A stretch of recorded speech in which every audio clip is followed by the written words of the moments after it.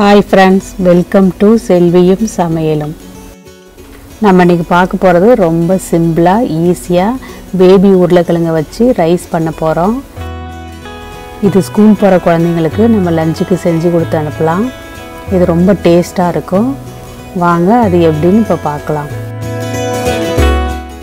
இதுக்கு நான் 15 பேபி உருளைக்கிழங்கு எடுத்து வேக வச்சு வச்சிருக்கேன். இது எண்ணெயில இப்ப வறுத்து எடுத்துக்கலாம். இப்போ அடுப்புல ஒரு pan வச்சிருக்கேன். இதுல கொஞ்சமா எண்ணெய் ஊத்திக்கிறேன்.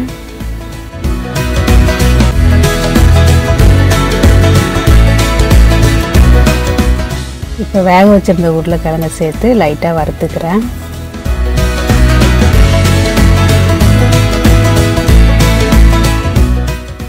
இப்படி வறுத்துட்டு கட் பண்ணி செஞ்சோம்னா உடையாம இருக்கும்.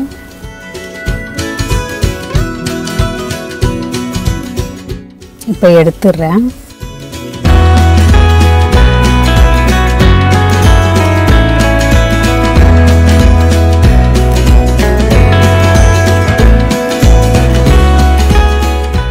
அடுப்புல திக்கான pan வச்சிருக்கேன்.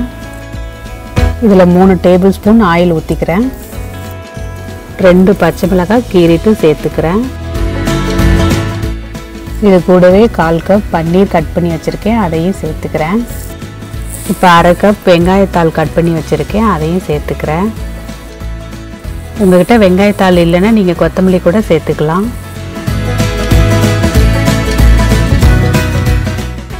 இப்போ வறுத்து வச்சிருந்த உருளைக்கிழங்கை கட் பண்ணிட்டு சேர்த்துக்கிறேன்.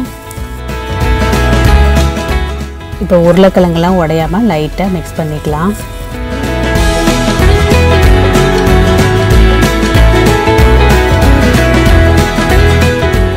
இப்போ பாருங்க 1/2 கப் நான் சாதம் எடுத்துருக்கேன். இது குக்கர்ல தான் வேக வச்சேன்.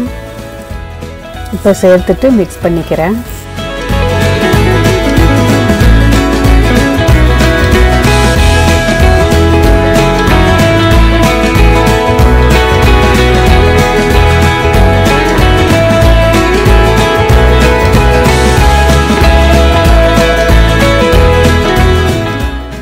ஒரு டீஸ்பூன் சாட் மசாலா சேர்த்துக்கிறேன்.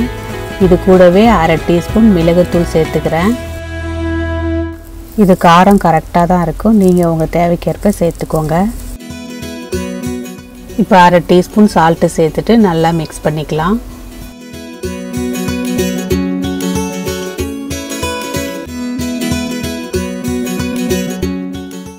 இப்போ அடுப்பு சிம்மில் வச்சுட்டு நல்லா மிக்ஸ் பண்ணி விடலாம். அப்பதான் பச்சை வாசனைலாம் போகும். இது ரெடியாக ஒரு 5 மினிட்ஸ் ஆகும்.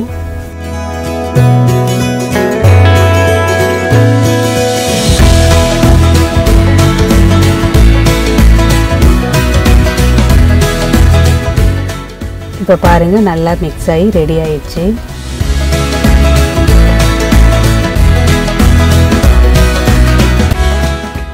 இப்போ பாருங்க சாதம் உடையாம உதிரியா இருக்கு. சூப்பரா இருக்கு பாருங்க. இப்போ ஒரு பிளேட்டுக்கு மாத்திடுறேன்.